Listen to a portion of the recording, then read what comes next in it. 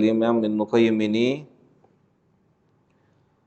tidaklah tanpa dasar, tetapi tentunya dengan dasar, yaitu hadis Mu'adz bin Jabal yang pekan lalu kita bacakan. Wa dzakara hadis Mu'adz as-sabiq. Jadi Al-Imam Ibnu Qayyim menyatakan bahwasannya tauhid adalah pembuka dakwahnya para rasul. Kemudian yang menjadi alasan beliau mengatakan demikian atau memiliki statement ini, yakni berdasarkan hadis Mu'adz bin Jabal yang lalu kita bacakan. Saat Nabi SAW mengutusnya ke negeri Yaman. Wa huwa da'watuhum jami'an alaihi musallatu wassalam. Dan tauhid adalah dakwah seluruh para nabi, yang semoga Allah Subhanahu wa taala senantiasa memberikan salawat dan salamnya untuk mereka semua. Fala wassa'allahu sadra daqa bidzalika zar'a. Kemudian penulis mengatakan Allah Subhanahu wa taala tidak akan melapangkan hati atau tidak akan melapangkan dada siapapun juga yang mereka merasa sempit, yang mereka merasa terbatas dengan dakwah tauhid. Artinya, kalaulah tidak dimulai dengan dakwah tauhid, maka hati manusia tidak akan pernah lapang. Maka yang menjadikan hati manusia lapang, yang menjadikan hati manusia luas, yakni ketika manusia memahami tauhid dengan sebenar-benarnya. Maka apapun juga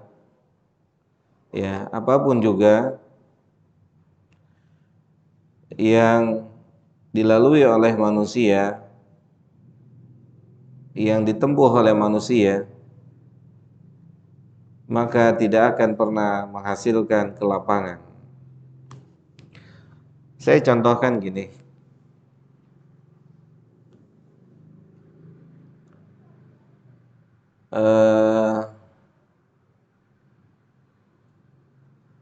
Misalnya di zaman Umar itu ada salah seorang gubernurnya miskin, orang miskin. Di zaman Umar ada salah seorang gubernurnya miskin. Jadi Umar menyuruh anak buahnya untuk mendata orang-orang miskin yang akan menerima bantuan. Maka didatalah orang-orang miskin yang hidup di bawah kekuasaannya Umar. Maka di antara nama-nama orang-orang miskin yang berhak untuk mendapatkan bantuan ada salah seorang gubernur, Al-Hims, yang kemudian Umar bin Al-Khattab radhiyallahu taala anhu, dia merasa kaget dengan kondisi sang gubernur. Sampai Umar mengatakan, gubernur kalian miskin, fulan miskin, maka Orang-orang berkata, iya.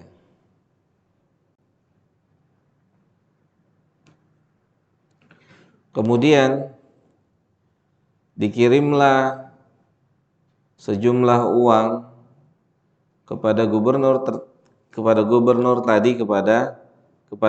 tadi oleh Umar bin Khattab. Sebagaimana dikirim bantuan untuk orang-orang apa? Orang-orang miskin, termasuk diantaranya gubernur. Apa yang mau diambil pelajaran di sini? Sang gubernur kemudian setelah menerima kantong yang berisikan duit tadi, dia beristirja, mengucapkan kalimat inna lillahi wa inna ilaihi raji'un. Sang gubernur tadi mengucapkan kalimat istirja, yaitu inna lillahi wa inna ilaihi raji'un. Maka ucapan ini terdengar oleh istrinya. Maka sang istrinya berkata, siapa yang meninggal? Apakah Umar meninggal dunia? Maka beliau radhiyallahu taala anhu berkata, bahkan musibah yang sedang menimpa kita lebih besar daripada musibah meninggalnya Umar. Bukan Umar yang meninggal. Kita sedang tidak diuji dengan meninggalnya Umar. Tapi sang gubernur itu mengatakan, justru kita sedang diuji dengan dunia. Justru kita sedang diuji dengan dunia, dan dia akan mulai masuk ke dalam rumah ini, sudah mulai akan masuk ke dalam hati kita. Kata beliau radhiyallahu taala anhu, apa pelajaran tauhid yang ada dalam kisah ini? Disebutkan oleh para ulama, menjadi seorang yang memiliki jabatan bukanlah aji mumpung untuk mengumpulkan apa? Bukanlah apa ya? Aji mumpung untuk mengumpulkan kekayaan. Tidak dijadikan itu sebagai sebuah kesempatan. Perhatikan bagaimana tinggi dan mulianya pemahaman para sahabat yang memang sebagian mereka menjadi pejabat dan miskin dan tetap miskin. Ya. Sebagian mereka menjadi pejabat di zamannya dan sebelum jadi pejabat miskin, dan ketika jadi pejabat pun miskin. Begitu tingginya, tidak berubah apa? Tidak berubah apa? Tidak berubah apa? Nama antum siapa? Romi. Robi. Nggak berubah apanya Robi? Nggak berubah hatinya. Ya benar ya. Nggak goyang hatinya sahabat. Nggak berpikir seperti mungkin berpikirnya sebagian kita. Saat saya sudah menjadi seorang pemimpin, pejabat, maka saat itulah waktunya untuk apa? Kesempatan mengumpulkan kekayaan, harta. Padahal bukan itu yang seharusnya dilakukan, tetapi berpikir bagaimana kelak bertanggung jawab di hadapan Allahu Jalla Jalaluhu, Allahu Tabarakahu wa Ta'ala. Itu salah satu contoh di antara sekian banyak contoh yang menunjukkan kokohnya isi hati para sahabat radhiyallahu taala anhum jami'an. Jadi dakwah tauhid, dakwah yang membuat hati seseorang kokoh, yang membuat hati seseorang tidak goyang dan yang semisalnya. Sebagaimana disampaikan oleh penulis, fala wassa'allahu sadra, maka Allah tidak akan pernah melapangkan hati siapapun yang memiliki kesempitan hati. Apa yang membuat orang hidup dalam kondisi miskin, sempit hatinya apa? Coba kita lihat ya, jamaah. Ada nggak sahabat hidup miskin? Ada nggak, Roni? Ada nggak sahabat Nabi hidupnya miskin? Banyak ya. Contohnya Ahlu Sufah ya. Benar nggak? Ahlu Sufah miskin nggak? Ahlu Sufah adalah sahabat-sahabat yang hijrah dari mana? Dari Mekah ke Madinah. Sahabat-sahabat Nabi yang hijrah dari Mekah ke Madinah dan dia tidak membawa, nggak bawa apa? Nggak bawa harta yang dia punya.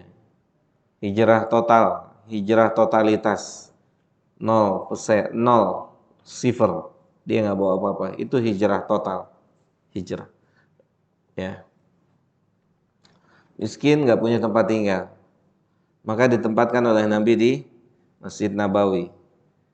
Ya, di antara mereka atau mereka adalah orang-orang yang kesulitan makan dan yang semisalnya.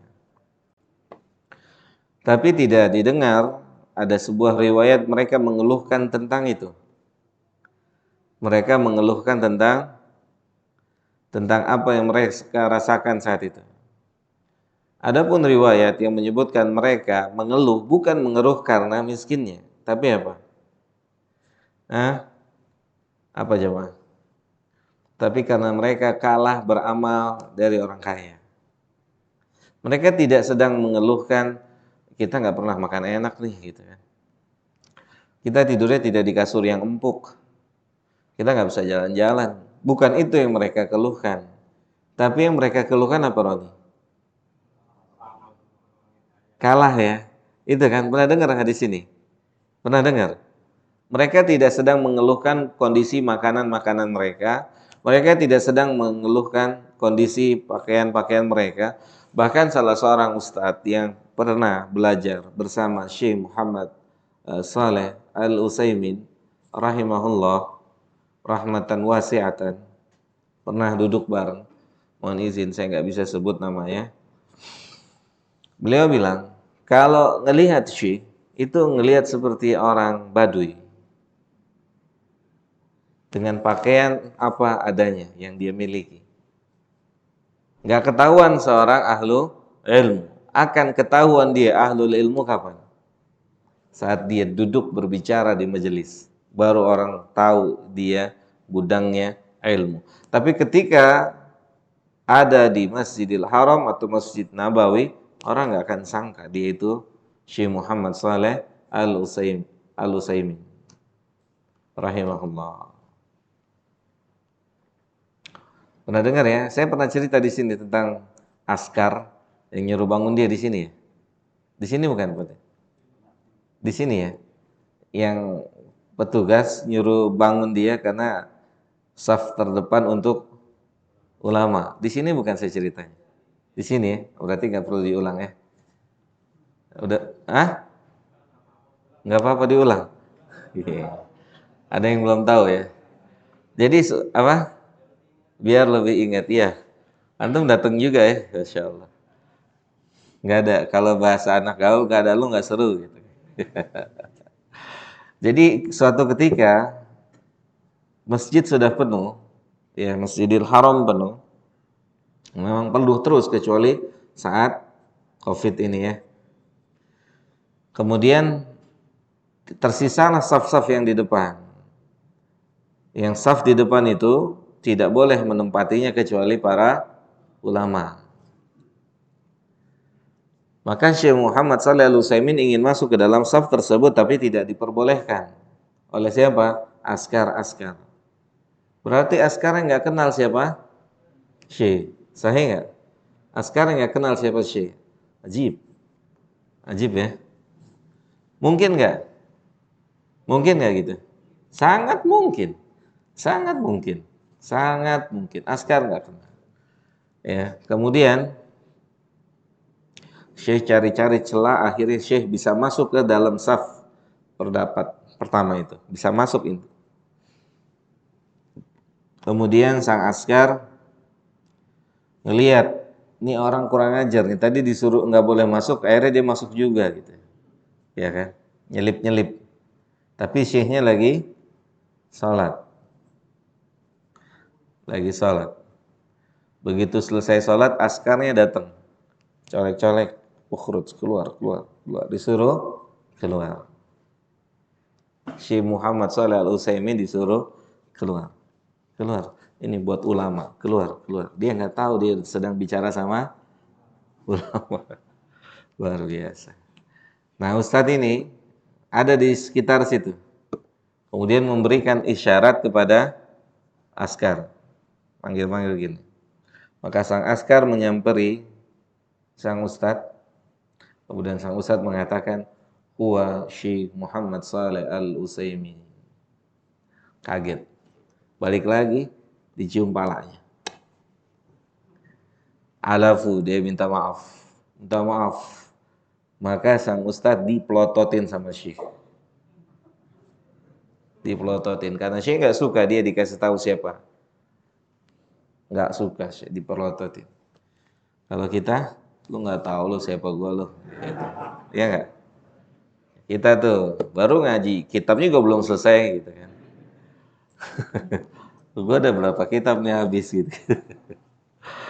Lihat Syekh Muhammad Shalih Al-Utsaimin tuh. Marah, Rodi marah, dia marah.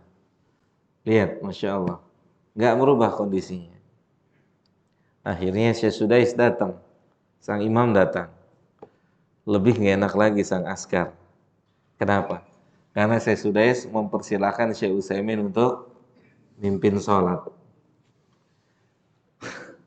Lebih nggak enak lagi tuh siapanya? Askarnya. Lebih nggak enak lagi. Syekh datang, Syekh lihat belakangnya ada Syekh Muhammad Shalih Al-Utsaimin, suruh maju ke depan, Syekh nggak mau tapi. Insyaallah. Ya balik lagi ke kisah tadi, sahabat ya. Sahabat-sahabat yang miskin yang mereka keluhkan apa? Amal-amal orang kaya yang bisa beramal dengan hartanya. Ada pelajaran lain di sini. Berarti orang kaya di zaman sahabat, di zaman Nabi itu terkenal orang kaya yang muhsinin atau dermawan. Kalau tidak dermawan kan tidak mungkin diirikan oleh siapa? Ya, orang yang miskin. Berarti kan kedermawan mereka terlihat dan tampak sehingga membuat orang-orang miskin mendatangi Nabi Shallallahu Alaihi Wasallam.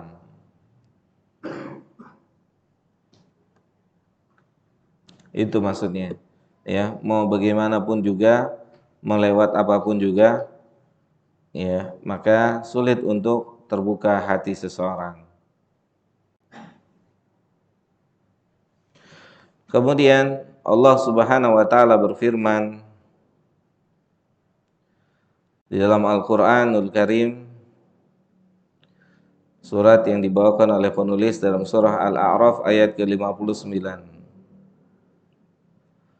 Yaitu Allah menceritakan tentang Nabi Nuh alaihi salatu wassalam. Laqad arsalna Nuhan ila qaumihi. Nabi Nuh telah diutus, kita utus kepada kaumnya. Kemudian disuruh apa Nabi Nuh alaihi salam oleh Allah? Allah mengatakan, faqala ya qaumi u'budullaha. Nabi Nuh mengatakan kepada kaumnya, wahai kaumku, sembahlah oleh kalian Allah. Sembahlah oleh kalian Allah. Malakum min ilahin ghairuhu. Maka Nabi Nuh alaihi salatu wassalam mengatakan, tidak ada ilah selain Allah buat kalian. Jadi ilah atau sesembahan yang berhak untuk disembah hanyalah Allah. Padahal permasalahannya masalah-masalah yang lain. Tetapi yang didakwahkan pertama kali adalah dakwah tauhid. Intinya gini. Apapun permasalahannya dengan ragam permasalahan yang berbeda, maka jalan keluarnya itu sama. Yaitu at-tauhid, jalan keluarnya sama.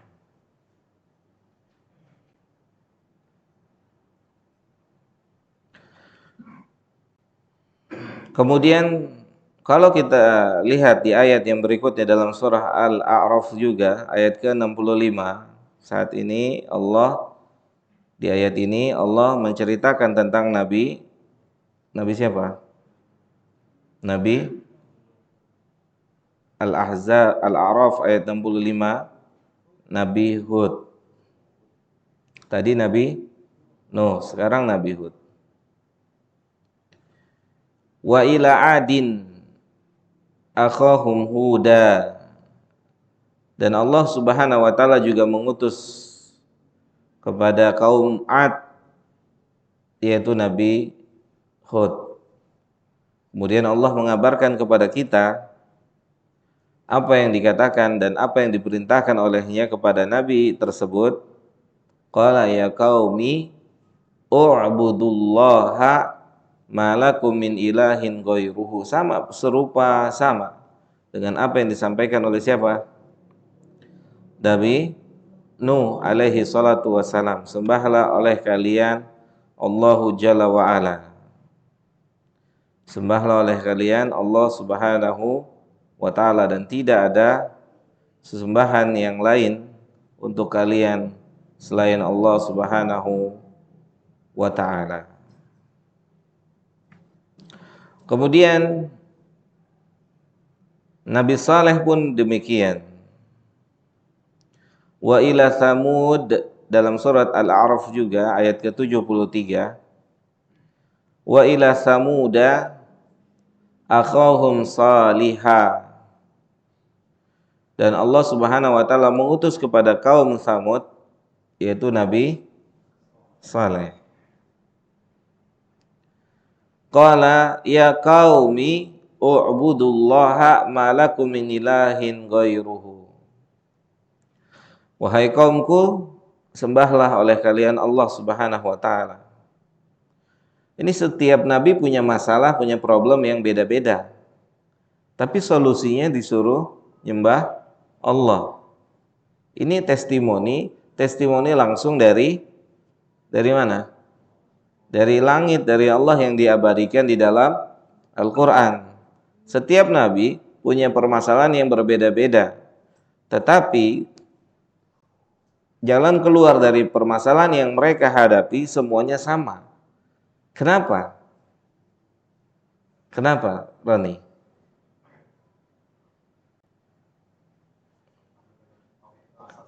Karena yang dapat menyelesaikan masalah hanya Allah.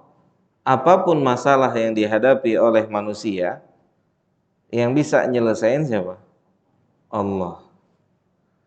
Syarat Allah menjadi penyelesai masalah sesuatu yang dihadapi oleh manusia apa? Mentauhidkan Dia. Maka ganjarannya Dia akan memberikan kemudahan untuk apa? Untuk masalah-masalah yang dihadapi oleh siapapun juga dan apapun juga bentuknya. Ya, apapun juga bentuknya.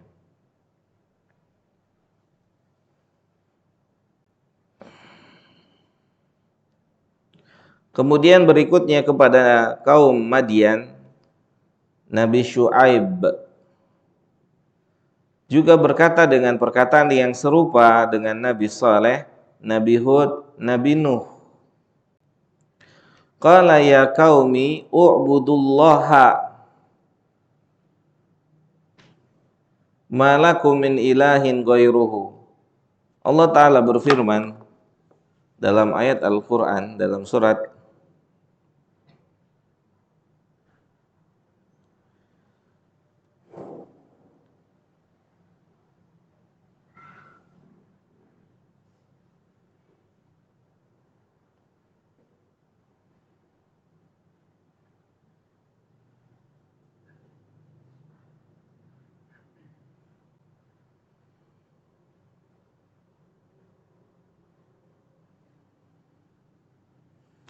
Muhammad ayat yang ke-7.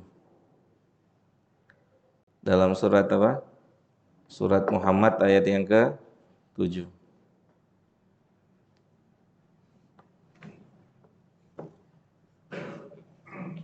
Apa kata Allah?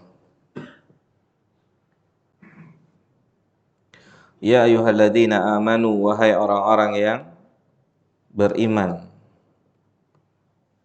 Kata Allah Subhanahu wa taala, wahai orang-orang yang beriman. In tansurullaha, jika kalian menolong agama Allah.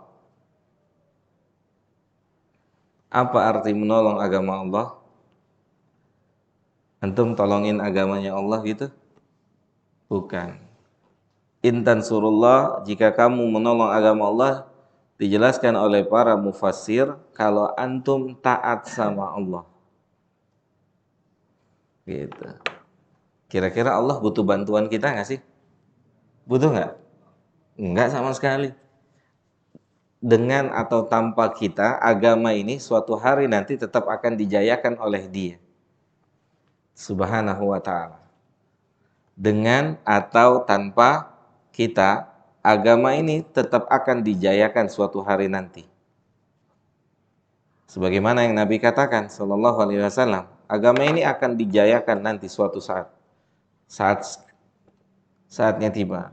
yakni saat manusia sudah kembali kepada agamanya.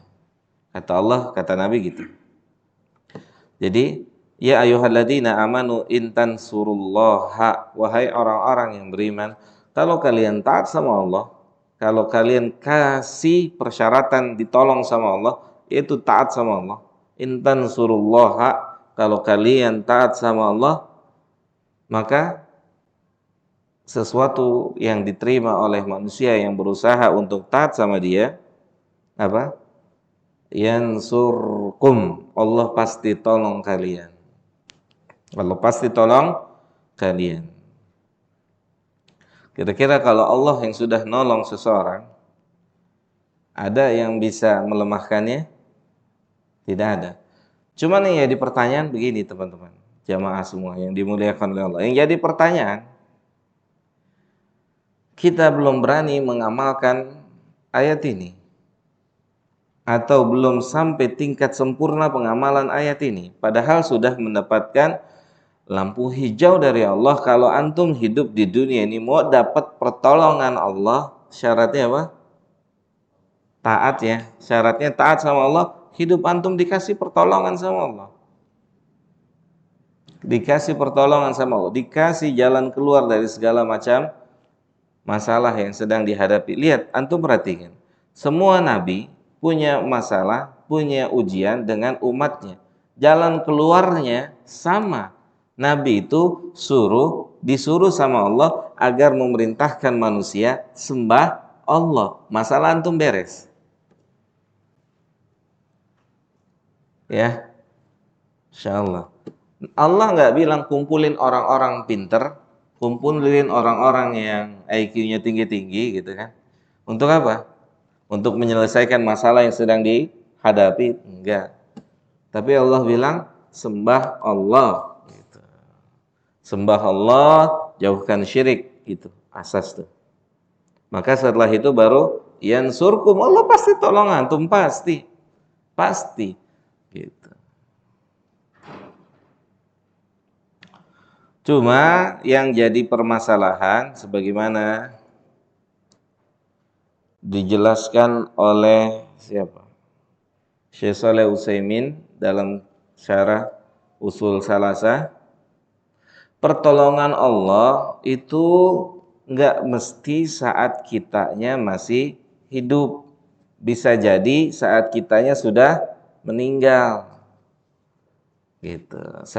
Tidak mesti Allah kasih pertolongan saat kitanya masih hidup, tetapi bisa jadi pertolongan itu akan datang saat kitanya sudah meninggal dan kita mendapatkan apa yang dijanjikan itu sesudah apa? Sesudah meninggalnya kita. Gitu, sesudah meninggalnya kita.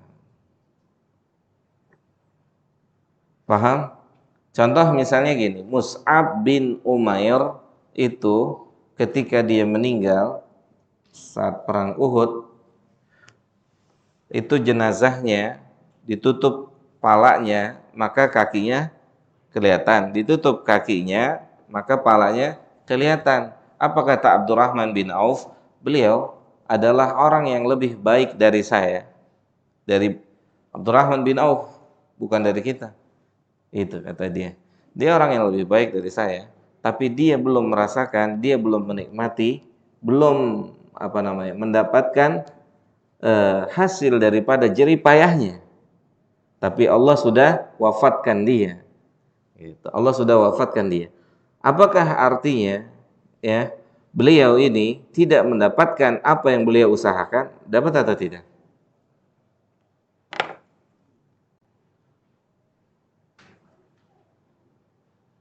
Dapat atau tidak?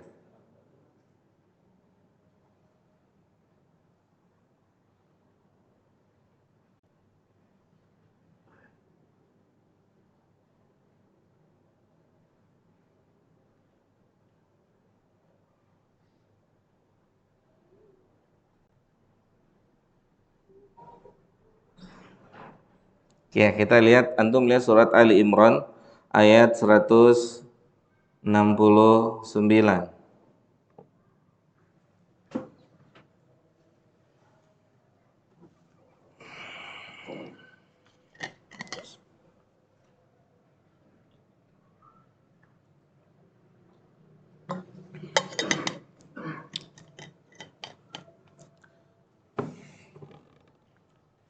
Ada apa kata Allah?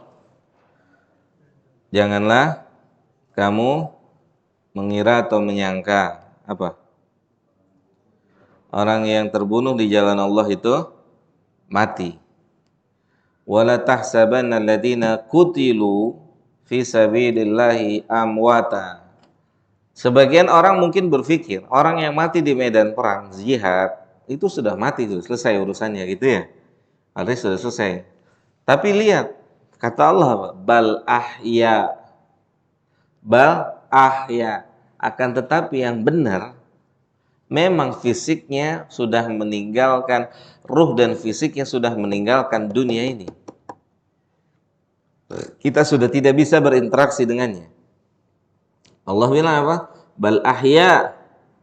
Kan tapi mereka itu hidup pada hakikatnya. Di mana?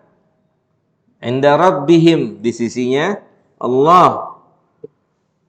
Yurzakun, bahkan mereka diberikan rizki.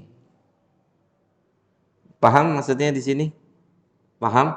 Mus'ab bin Umair mungkin secara penilaian orang awam belum merasakan sesuatu, tetapi padahal beliau merasakan sesuatu di tempat yang lain. Paham? Jadi pertolongan Allah nggak harus kitanya masih hidup. Misal antum didik putra putri antum menjadi anak-anak penghafal Quran, bisa jadi mereka belum selesai hafalannya, kita sudah dipanggil sama Allah. Tapi perjuangan itu tetap dilanjutkan oleh siapa? Oleh putra-putri kita. Sehingga kita pun merasakan faedahnya saat kita sudah meninggal dunia. Atau mungkin kelak nanti di hari kiamat. Sebagaimana orang tua sebagiannya akan merasa apa?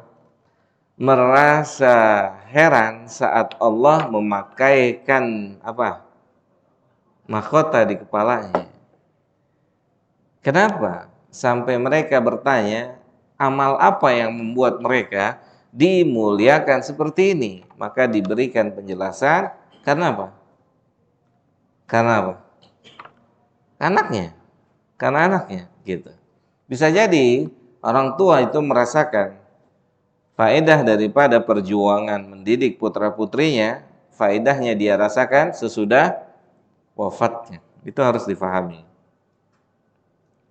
Sudah masuk Isya? Baik. Kita tunda sampai